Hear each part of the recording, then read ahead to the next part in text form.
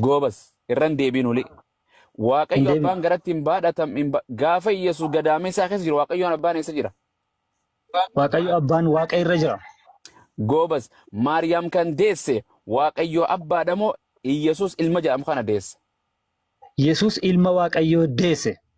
Gobas ilmi Waaqayyoo kun Waaqa moo ilma? Waaqa moo Eh, ilma? eh. Ilma. Thank you naan Gobas. jedhe. Waaqa. Thank you. Gobas. Yesuus Kiristoos. Yesuus eh, Kiristoos.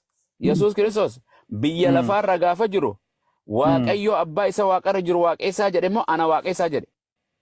baay'ee gaariidha. Isa Madeebis. keessa Ansari eenyu keessa hin jenne. Yesuus biyya lafaarra gaafa jiru waa'ee kadhataa Maatiyos 9 Maatiyos 6 boqonnaa 9 irratti yaa abbaa keenya isa waaqarra jiru jedhaa kadhadhaa jedhe moo yaa Waaqayyo Yesuus gadaameessaa keessa jiru kadhadhaa jedhe? isa waaqarra jiraattuu edhaa kadhadhaa jedhe. Gobas. Yesuus Kiristoos namummaa isaatiin Elooyi Elooyi lamaa sabaqtanii Waaqayyo koo jedhee booyuu ture. Waaqayyo abbaa kadhachuu ture moo hafuura qulqulluu kadhachuu ture moo ilma kadhachuu ture?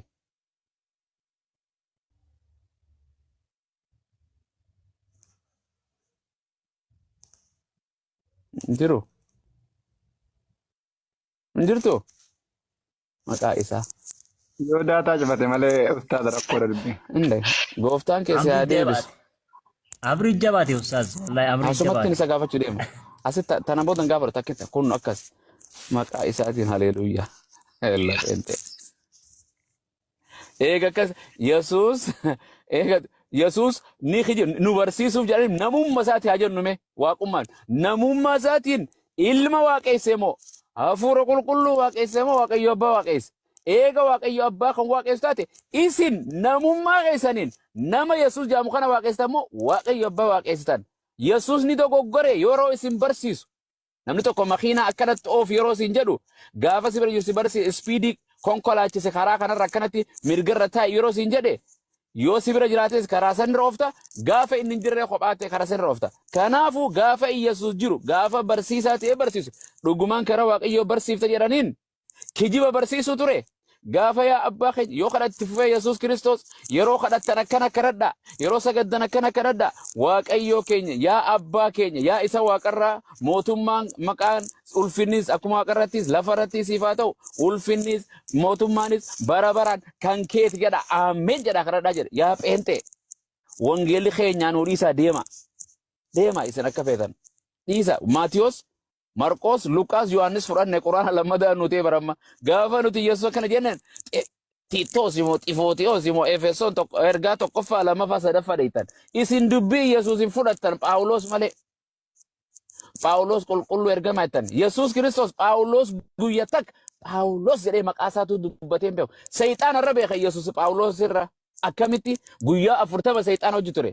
Seexana gorsuu ture Yesuus Kiristoos. Seexanni olii gadi daawwannaa deemu ture. Phaawulos Yesuus hin beeku. Yesuus Phaawulos faranjiidha. Yesuus Yihuudaadha. Afaan tokko hin beekan biyyaan wal adda Phaawulos sekendi takkaan wal arganii hin beeku. Phaawulos ofiif Yesuus na dhufe jedha. Yesuus tuna ergate jedha.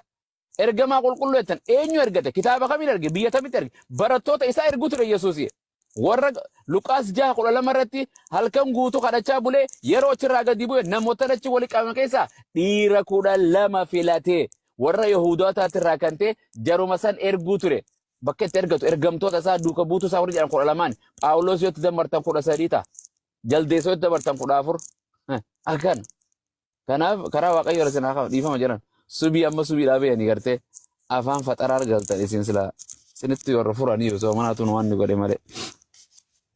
Akkasiin jiran kiristaanni kokeeti immoo eenyu warqiin ni jirti. Abbaa Caalii waa si dubbisu badhee meena dubbise booda. Abbaa Caalii. Ameerunda keenyaaf haa ta'u jirra jirtu saba